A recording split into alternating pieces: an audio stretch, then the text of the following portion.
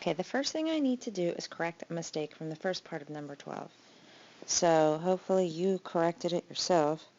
When we were getting the areas of the sides to multiply by the 6, you had $6 for the areas, $6 per square meter for the material or whatever the sides were going to be made of. And the front was 2xh, the back was 2xh, and the sides were 1xh each. So it should have been times 6xh, and I wrote a 4.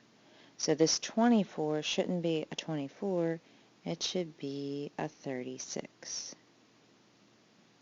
Okay, so let's continue from here. We're going to now have C equals 20x squared plus 36x times h.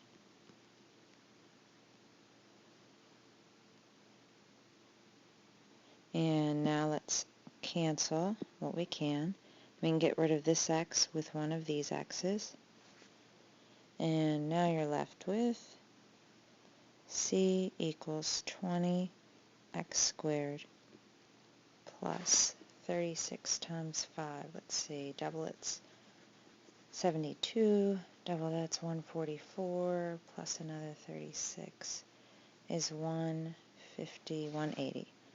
180 over x. Now normally I would write that because I'm going to differentiate in the next step. Normally I would write that as a negative exponent. You know, I would write this up at the top with a negative exponent, but because it's over x to the first, I'm not going to use a power rule, I'm going to use the natural log. Just keep that in mind. Okay, so now I want to get my derivative. My derivative will be 40x squared, 40x, plus the natural log plus 180 times the natural log of x. And remember that you are supposed to put the natural or the argument in absolute values. Although in this case our x cannot be negative. Alright, now let's take this and set it equal to 0 and solve for x. You're going to want a calculator to do this because right now you have an algebraic expression. You have 40x plus 180 times the natural log of x. You're not going to be able to solve this for x without a calculator.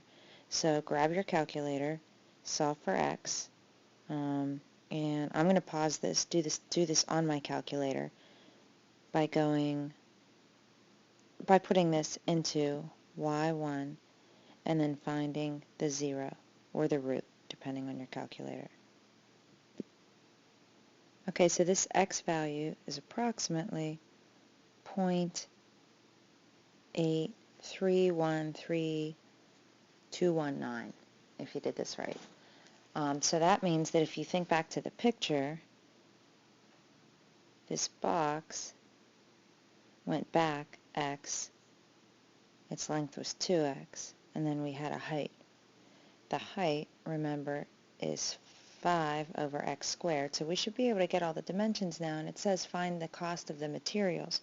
So all you have to do really is solve for h.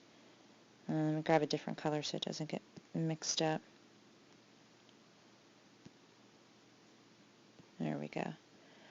So we're going to have h is approximately equal to 5 over this squared. I'm going to do that on my calculator. And I'm getting that h, your height, is approximately 7.234883884. And what are all of these units? The original everything was in meters.